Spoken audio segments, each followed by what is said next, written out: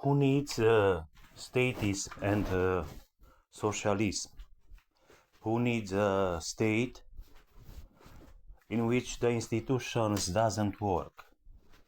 The institutions don't work, or they don't work well. They work only for enemies. For their heads were appointed to undermine the rule of law and the separation of powers, to be used for political opposition and competitors hunting.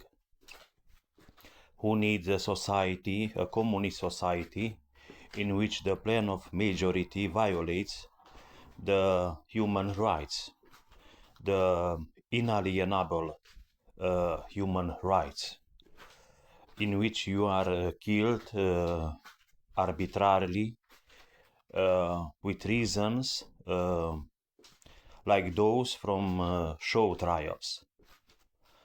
I also realized I made a mistake in my heat, in my revolt, in my state of shock by my analogy. In the first place, I realized that the revolution, the Romanian revolution from '89, was a coup d'etat.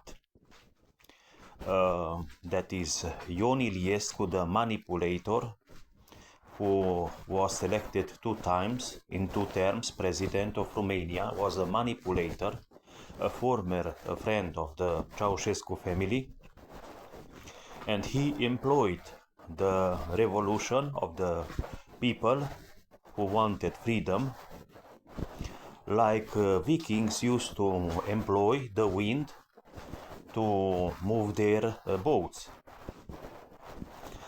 Because when it came in '91 to prevent the former communists to run in elections, members of the Communist Party, PCR,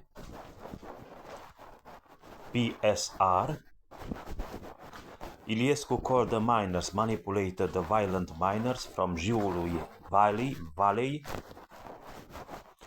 who came into Bucharest, in the capital, beat them, killed some of them, and then they were met with flowers by women, by stupid communist women, when they returned home and went out, turned home from Bucharest. They were met with flowers, were thanked by stupid communist women. So the revolutionaries, the hoodlums, so to speak, they were confused, taken for be hoodlums by the communist perception of Iliescu and the like.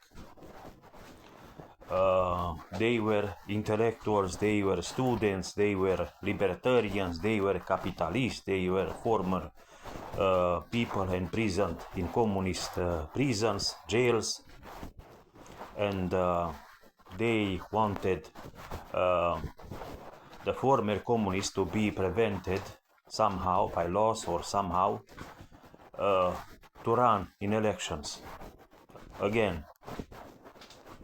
So this was my main philosophical, theoretical argument, not journalistic. I was licensed in philosophy, a kind of rational, theoretical, higher order argument to suggest that actually the revolution was a coup d'etat. And this man was a manipulator, an ischemic manipulator. He had bypass surgery, and many times in the press he had slurred speech.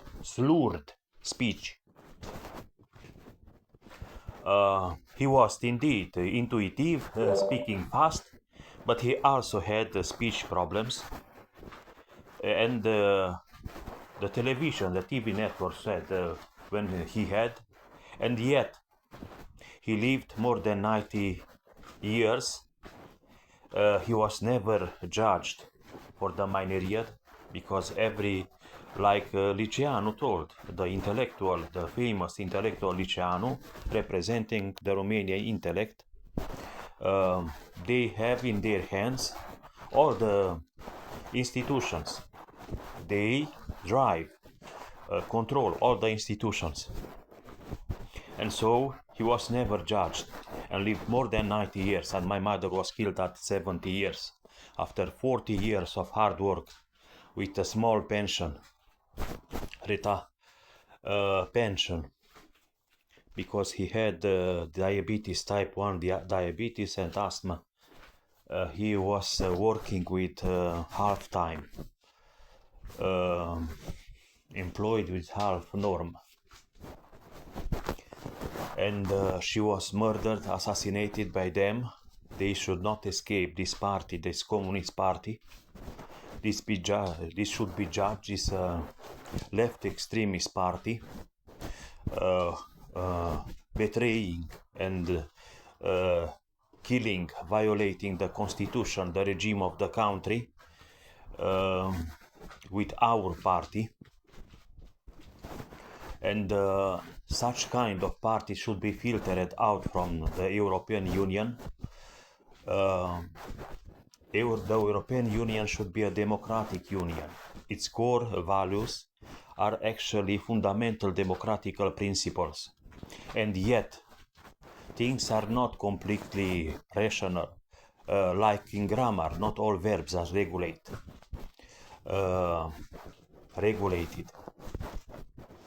So if the core the core values of EU are fundamental democratic principles, then in EU these parties in an imperfect conception of freedom and democracy should not be allowed to be elected communist and extremist parties.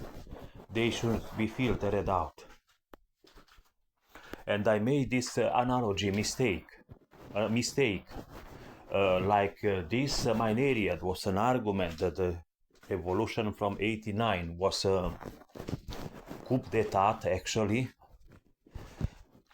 I made the same analogy with Elon Musk, his billions given to his Mars colonization projects.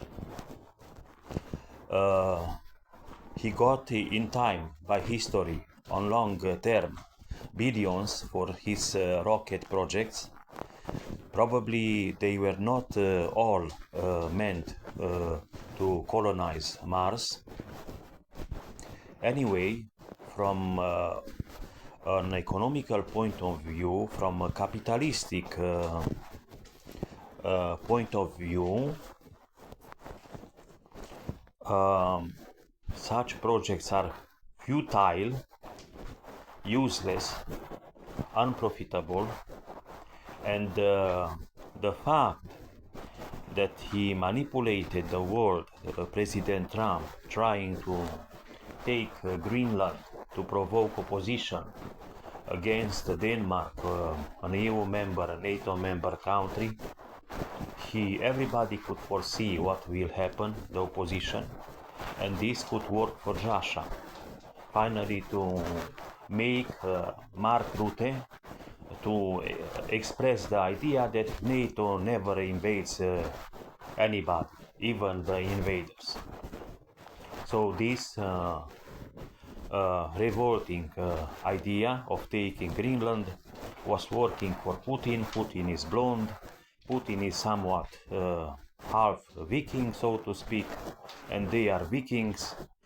Trump is Viking by his grandmother, and so maybe he helps Putin, for he fights Iran, but he doesn't support anymore. He doesn't support anymore Zelensky, Ukraine, but has contacts by DJ Vance with President of Azerbaijan, Aylan, the president of the country from where Nasdaq, the terrorist influencer singing poison about my mother is, also the traitor, the saboteur, the communist, Orban supported Putin. He was also friend. DJ Vance supported him too. Things are clear. He was also Orban was also somewhat dolichocephalic and Aryan leader, and this can explain such things. The friendship with such a person who is hated by the entire European Parliament, who try to dominate it, to fool it, to sabotage it, and to undermine it, violating its core mentality, fundamental principles, core values. So this was the bad analogy with some confusions. I thought that the fact that he tried to take Greenland because the economical routes given by its ownership are shorter and people make economy, save money, is an argument that the futile projects of billions given to the projects, futile project, useless projects of Elon Musk of colonizing Mars, which is at a very astronomical route, commercial route, is an argument that these projects were money laundering. Not necessarily. Partly is confusing.